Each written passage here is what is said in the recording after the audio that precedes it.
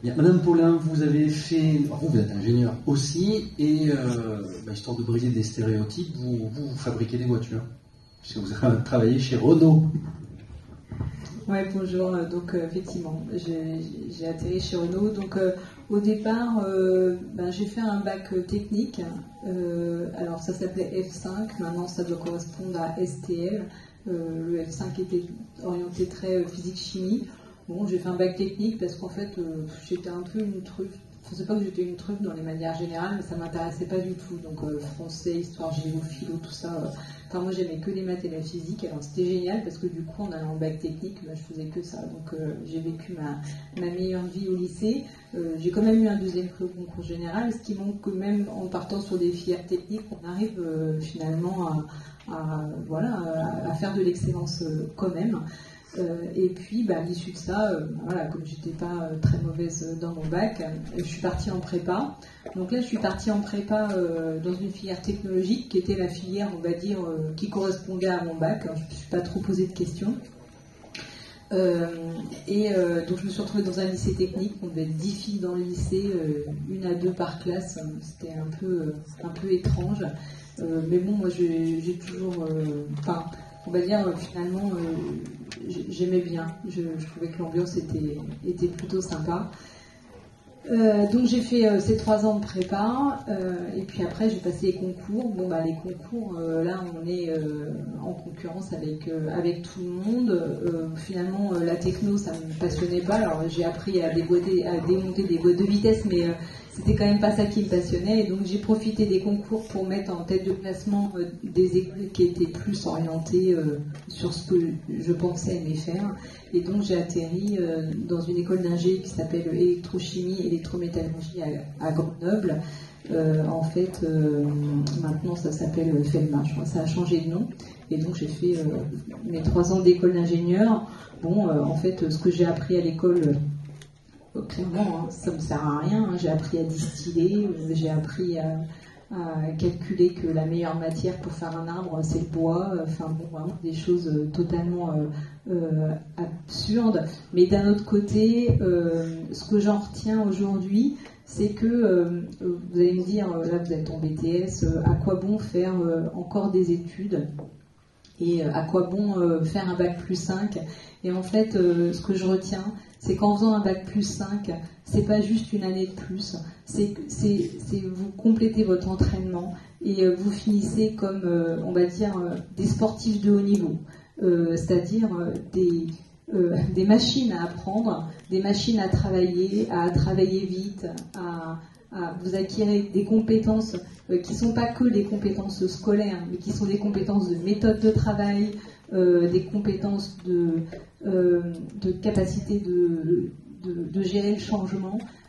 Et ça, en fait, finalement, c'est des compétences qui vous serviront le plus après en entreprise.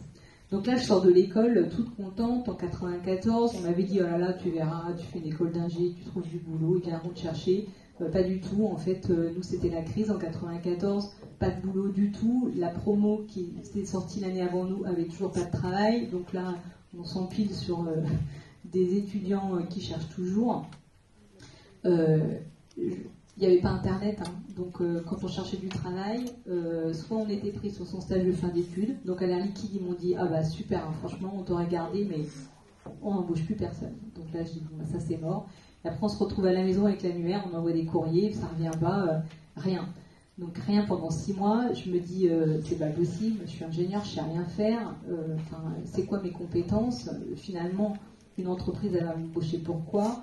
Je me dis, je vais finir par faire prof de maths ou la caisse à Carrefour. Enfin, franchement, je suis au fond du trou. Et là, je tombe sur une annonce de l'APEC, l'Agence pour l'emploi des cadres, qui dit ingénieur généraliste, entre parenthèses, chimie, biologie, physique, 3 petits points, venez nous rejoindre. Alors là, moi, je dis, c'est exactement moi, quoi. J'y vais, je sais même pas pourquoi. J'arrive, le matin, on nous fait passer des tests. Donc, je passais des tests. Il y avait une rapide présentation de l'entreprise, donc je comprends que c'est une entreprise qui recrute pour faire de l'informatique de gestion. Je ne savais même pas que ça existait. Hein. Moi, l'informatique, c'était ma matière d'impasse à l'école. Franchement, aucun intérêt pour ça. Je sors le soir avec un entretien d'embauche. la personne me dit, mais si vous êtes pris chez nous ou dans une entreprise, on va dire, je sais pas moi, qui fait ce pourquoi vous avez été formé, vous allez où? Je lui dis, je vais chez les autres. Je vais pas vous dire, ça m'intéresse de venir chez vous. Ce matin, je savais même pas que ça existait.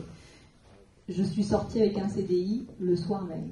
Et donc là, je découvre un métier. En même temps, le matin, je m'étais dit, mais finalement, si le secteur recrute, si eux, ils ne me prennent pas, je vais aller là-dedans. Parce que finalement, je me rends compte qu'à ce moment-là, c'est le secteur qui recrute.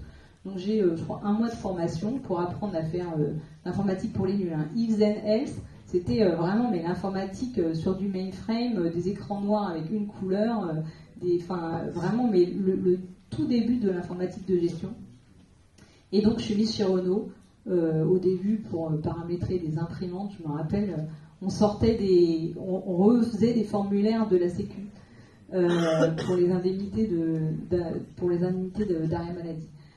Et puis petit à petit, on va dire, j'évolue, je fais du développement pendant 1 an, et puis après un peu d'analyse, je prends la gestion de ma petite équipe de développement, on était 5. Donc en fait, finalement, j'évolue, même si c'était pas du tout mon métier, en apprenant ce nouveau métier. Très vite, finalement, je fais de la gestion de projet, et je me dis, finalement, là, je fais de la gestion de projet en informatique, c'est pareil que de faire de la gestion de projet en n'importe quoi. Enfin, je veux dire, une gestion de projet, finalement, c'est des domaines différents, mais c'est le même métier. Et puis, je suis embauchée chez Renault, qui recrute à ce moment-là. Et donc, je rentre au département informatique de Renault. Très vite, avec, on va dire, l'essor de l'informatique, je me rends compte que moi, les développements web, tout ça, c'est pas du tout mon truc, parce que je suis quand même toujours pas devenue une geek. Et donc, là, je m'oriente vers, en fait, l'interface entre les métiers interne de Renault et l'informatique. Parce que je me dis finalement, moi, ce qui m'intéresse dans ces applis informatiques, c'est pas les écrans, le développement, c'est le contenu. Et finalement, à chaque fois, en travaillant sur les applis de contrôle de gestion, j'ai appris ce que c'était que du contrôle de gestion. Et puis après, en travaillant sur des applications de distribution véhicule, j'ai découvert comment on faisait pour produire, transporter un véhicule. Et en fait, j'ai appris plein de choses sur des métiers qui n'avaient toujours rien à voir avec ma formation initiale, mais même d'une application à l'autre, de découvrir des métiers. Donc je fais 10 ans à l'informatique. Moi, j'avais déjà changé 2 fois de secteur. Et puis là, je me dis, je ne vais pas passer ma vie à aller d'une appli à l'autre, d'un secteur de métier à l'autre. Ça m'ennuie. Et comme j'étais sur des applications en lien avec la logistique et que je postule pour intégrer la direction de la logistique. Et en fait, là, ce qui est génial, c'est que je change de métier. Sans partir vraiment à zéro. C'est-à-dire que j'arrive à la direction de la logistique avec les connaissances que j'ai de ces applications informatiques que les gens utilisent, et donc je repars pas de rien, j'arrive avec des connaissances, et là je découvre la logistique, et là je me dis mais c'est merveilleux, en fait j'aurais dû faire une école de logistique tellement j'ai trouvé ça formidable, sauf que c'est pas de chance, je savais même pas que ça existait. Donc là je gère le production control de la Clio. Alors en fait, la logistique, il y a plusieurs départements dans une grosse entreprise. Donc chez Renault, on transporte des pièces, on fait de l'emballage, on transporte des véhicules ou on gère la production. Donc il y a un métier très important, c'est d'avoir le bon niveau de production pour les bonnes ventes. Donc si vous produisez trop, vous faites du stock et ça coûte très cher. Et si vous ne produisez pas assez, vous avez des délais clients qui s'allongent et les clients ne sont pas contents. Et donc en fait, il y a tout un travail pour arriver à caler le bon niveau de production pour répondre à la demande des commerçants et puis d'envoyer les bonnes prévisions aux fournisseurs pour avoir les pièces, etc. Donc là, je fais 7 ans à la logistique. Donc je travaille 4 ans sur la Clio et puis après, toujours pareil, quand on bosse bien, qu'on se fait remarquer, on prend des responsabilités, donc je prends une petite équipe qui gère en fait ce que je faisais, mais sur plusieurs usines. Donc je gère les usines qui sont en Turquie, en Slovénie, en Russie, puis la Clio partout dans le monde. Donc voilà, à nouveau, ça me permet de prendre des responsabilités sans repartir à zéro sur un métier que je connais, c'est hyper confortable. Et là, en travaillant au production control, je suis en lien avec la direction de programme, c'est-à-dire les gens qui gèrent les voitures. Et là, je me dis, en fait, ça a l'air vachement intéressant ce qu'ils font. Moi, c'est déjà très très transversal ce que je fais, parce que je travaille avec plein de métiers, mais là, c'est vraiment le step du dessus. Et un jour, mon chef vient me voir, il me dit, rappelle le machin, ils ont un poste à te proposer. Et là, j'intègre la direction de programme. Donc, un directeur de programme sur un véhicule, c'est la personne qui s'assure qu'on ne perd pas d'argent quand on vend des voitures. Ça paraît bête comme ça, hein. Mais si on les vend en dessous du prix de ce qu'elles coûtent, on perd de l'argent. Ou alors si on fait des développements, par exemple quand on fait une série limitée qui coûte je ne sais combien de millions d'euros, si je ne m'assure pas que je vais arriver à couvrir en prix l'amortissement de ce ticket d'entrée, à la fin, la boîte elle fait faillite. Et donc du coup, on propose ce poste. Au début, sur un petit périmètre, hein, je récupère la Twizy, la toute petite voiture électrique de place. Je m'occupe de transférer les productions d'Espagne en Corée. Puis après, comme ça se passe bien, on me file la Zoé en plus, puis la Twingo en plus. Et là, je viens de récupérer dans mon périmètre la Mégane électrique depuis septembre. Je pense que là, ça va s'arrêter. Ça commence à faire beaucoup.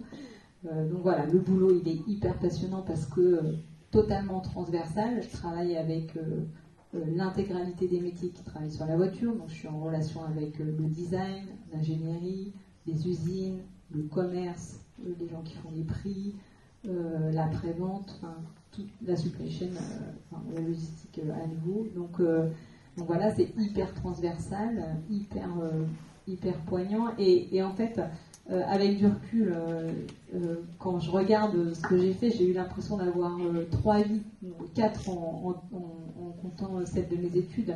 J'ai fait 3 métiers qui n'ont rien à voir les uns avec les autres et finalement jamais j'aurais imaginé quand j'étais au lycée et que je voulais faire que des maths et de la physique que je finirais avec un boulot qui est finalement plutôt un boulot de commerçant, mais en fait, ce qui est hyper important, c'est du coup de vous dire que quelle que soit la voie que vous allez emprunter là avec vos études, sachez que vous aurez toujours la possibilité de rebondir, soit comme l'a fait Cécile, en changeant de société, sur le même métier ou sur des métiers différents, soit à l'intérieur d'un grand groupe de changer de métier parce que ces sociétés considèrent qu'une fois qu'on connaît l'entreprise, on peut plus facilement passer d'un métier à l'autre.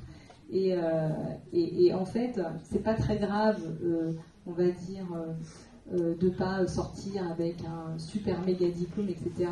Si vous êtes engagé, vous faites votre boulot vraiment avec énormément d'engagement, avec un bon niveau d'excellence, que vous montrez une motivation, une curiosité, vous allez vous faire remarquer et ça va toujours finir par payer.